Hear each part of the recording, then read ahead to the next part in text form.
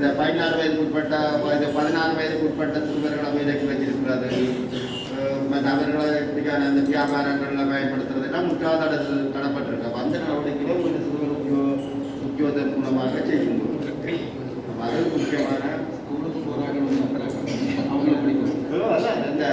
இது சில இடங்கள்ல இருந்து ஸ்கூலுக்கு போகிற பிள்ளைகள்லாம் நினைக்கிறாங்க 10 நாள் ஸ்கூலுக்கு போக வைக்கிறாங்க. கேட்டால் அவங்க அந்த ஸ்டடீஸில் இன்ட்ரெஸ்ட் ஆக அதில் இந்த பீரியட்ல எக்ஸாம் நடக்கிற பீரியட் இப்போ எக்ஸாம் நடந்து அவங்களாம் பிடிக்கணும், பிடிச்சி அரெஸ்ட் பண்ணுங்க அந்த புத்தாக்கள்.